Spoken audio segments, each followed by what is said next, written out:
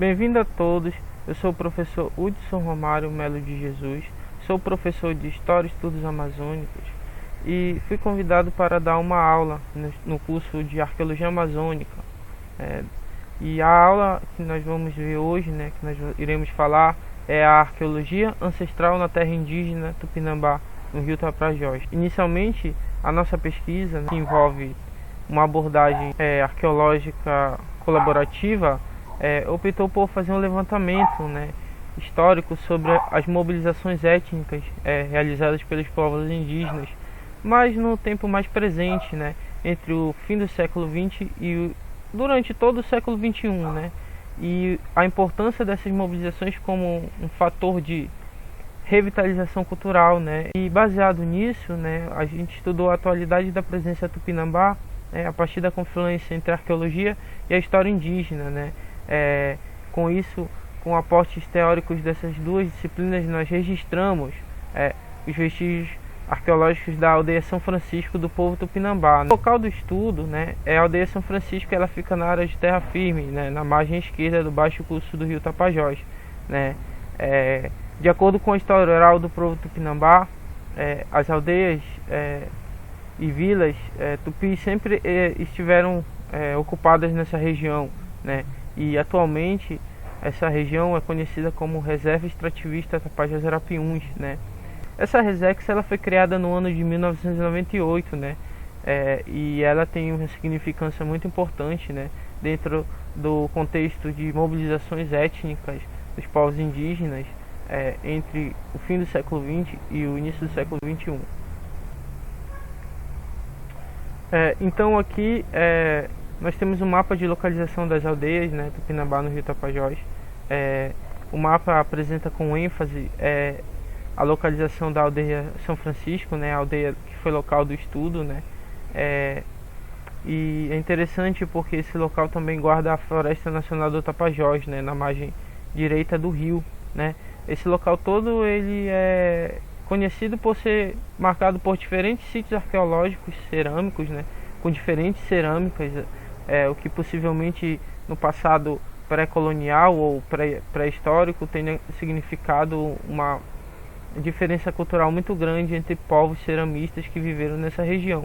E as aldeias tupinambá são mencionadas no mapa a partir dessas localizações pretas, São 21 aldeias no tempo presente.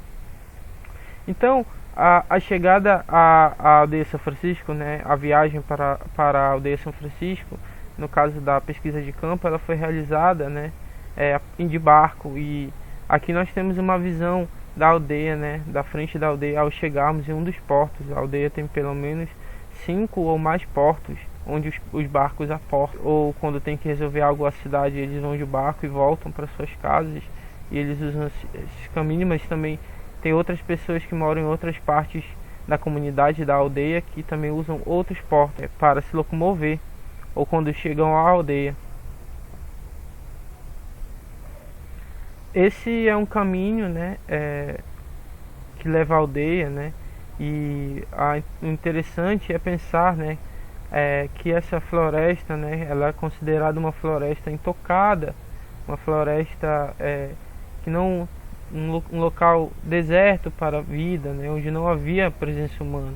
E na verdade o que a gente tem observado é uma escolha, uma escolha até ecológica desses povos de manter a natureza, de manter um ambiente sustentável e transformá-lo, mas transformá-lo sempre pensando em uma estética ambiental, uma estética de proteção ambiental. Isso é muito interessante. Percebemos isso nos caminhos dos indígenas.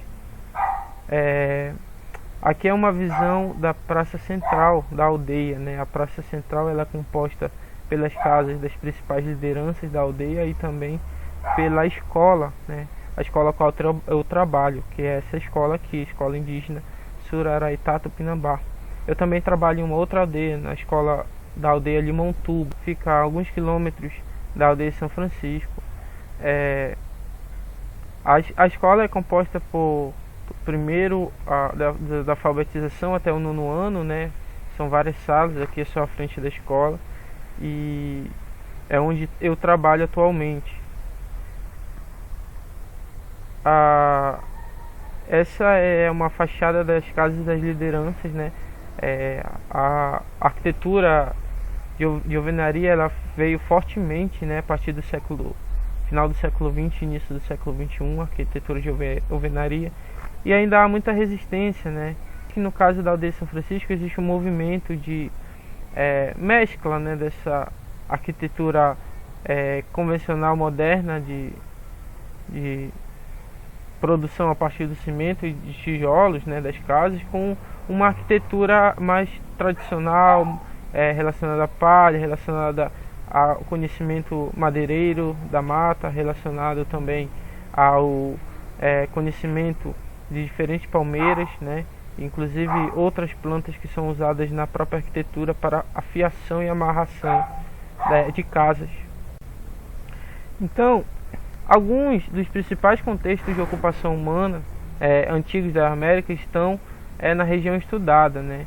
Eles atestam para a antiguidade da manufatura cerâmica, né? E também para a modificação da paisagem. Nesse sentido, existiram poucos estudos que buscaram entender diferenças, né? Na manufatura tecnológica dos vestígios, sejam eles cerâmicos principalmente, produzidos pelo povo tupinambá, né? E também possivelmente estudos sobre morfologias de assentamentos pré-coloniais do povo tupinambá e talvez em uma relação com os assentamentos no tempo presente, né? E o que essa configuração poderia explicar para a história desse povo. Então aqui nós temos uma tabela, né? Uma tabela com sequência cronológica das datações radiocarbônicas para a ocupação humana na região do Baixo Tapajós até o momento desta aula, né? A região ela é muito famosa justamente pelos sítios da Caverna da Pedra Pintada e sítios de Taperinha. São sítios arqueológicos que possuem datações muito antigas, né? Na década de 90 essas datações foram apresentadas por arqueólogos, por arqueólogas. São datações bem antigas que remontam à fase de transição entre a época pleistocênica, né, que era conhecida como a última glaciação ou última era do gelo, e a época holocênica, né, uma época mais, no caso da América do Sul, de um período mais tropical, né. Então essa cronologia ela começa na Caverna da Pedra Pintada, em Monte Alegre, entre 11.200 anos antes do presente, né? E passa por Sambaqui de Taperinha, onde tem a datação cerâmica mais antiga de todas as Américas até o momento, entre 8.025 anos e 7.170 anos antes do presente, né? Tem essas datações também nesse período do início do Holoceno Médio, né? Vamos dizer assim, na Caverna da Pedra Pintada e na Sambaqui de Taperinha, né? Interessante relacionar que no Lago do Jacaré, que é uma região próxima à aldeia São Francisco, alguns quilômetros, temos uma datação muito antiga, uma datação de 3.800 anos antes do presente, né, para a cerâmica, para o material cerâmico, né, e consequentemente a partir dessas datações mais antigas você passa a ter, né, os complexos cerâmicos a partir dessa cerâmica da Caverna da Pedra Pintada e também de Taperinha, né, você começa a ter todo tipo de produção cerâmica na região do Baixo Tapajós, diferentes complexos antigos, mais novos, alguns substituindo outros, uma história ainda por ser bem estudada. No tempo presente, a aldeia São Francisco ela foi a primeira no estado do Pará a ser reconhecida como Tupinambá, né? Isso ocorreu pelo fato de haver uma assembleia que definiu pela uma fundação de um conselho, uma direção, a fim de proteção do território e dos indivíduos, né? Devido a comunidade está sofrendo, né, com ameaças, todos os tipos de projetos desenvolvimentistas, muitas vezes não planejados e não consultados também. Então a medida de proteção, mais coisa naquele momento, foi refundar a aldeia do ponto de vista jurídico, né? E então ter uma sensibilidade para essa refundação significa que essa construção social ela é uma contranarrativa àquela que teria dito que as tribos do Baixo Amazonas já na verdade teriam sido extintas, né? Com relação ao estudo de caso, né, que eu vou vir apresentar para vocês, os conceitos de território, né, lugares significativos de memória, né, foram comentados na pesquisa a partir da expressão deles na paisagem, né, a sua relação, né, o seu significado perto da paisagem, né,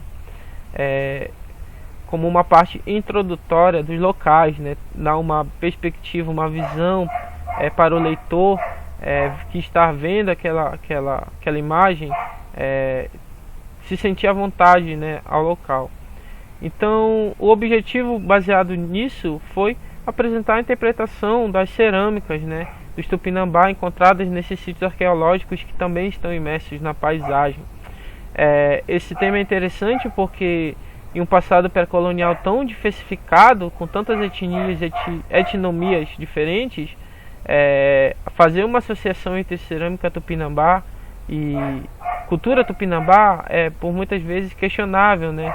E a gente pretendeu preencher essa lacuna com uma abordagem etnográfica, né? Com um conhecimento, um notório saber indígena, né?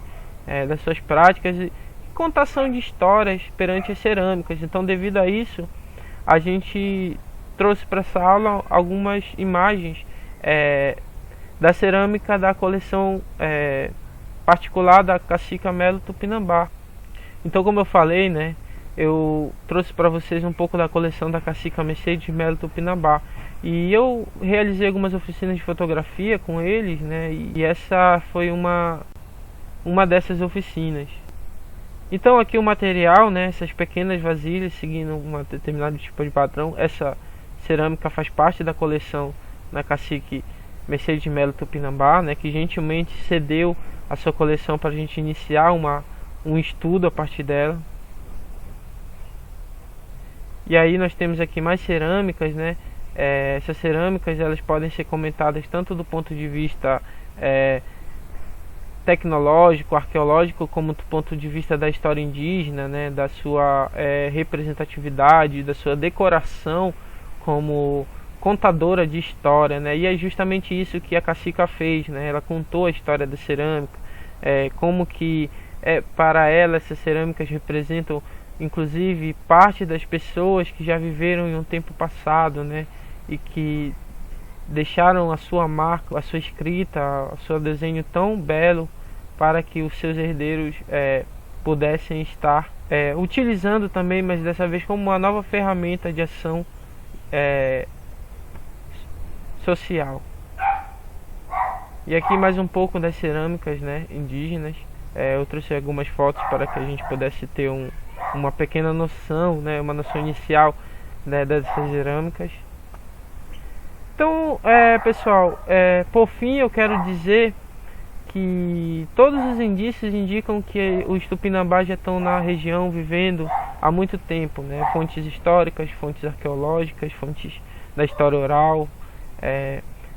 Então essas pessoas elas já moram, né, há muito tempo na região do Rio Tapajós. E a relação que a cerâmica tem é justamente com o rio, né? Elas são contadas as histórias a partir da vida no rio, e histórias muitas vezes relacionadas à vida e uso do espaço ambiental, né? Histórias que podemos inclusive relacionar a questão da coleta e da seleção de frutos ou animais da floresta. Essas são práticas, né, que têm sido recolocadas, né, a partir da história de contar a história das cerâmicas. Muitas histórias têm sido reacendidas, né? Uma história tem levado a outra. Então esse trabalho ele relata uma experiência colaborativa, né, de construção do pensamento arqueológico e do conhecimento indígena, né? Foi feito a partir das nossas conversas, da nossa vivência no dia a dia, eu como aldeado e com os outros aldeados também. E consequentemente seria uma experiência arqueológica, uma pesquisa de campo que fatalmente reacederia às minhas expectativas sobre o que é a ciência e o papel como ser político. Eu quero agradecer, aqui tem algumas referências que eu citei, algumas poucas referências no trabalho, e eu quero agradecer, né, Cuecatuqueté, né, que é muito obrigado na nossa língua tupi, e eu quero agradecer especialmente aos professores, né, que têm me apoiado nesse trabalho com os Tupinambá e muito obrigado.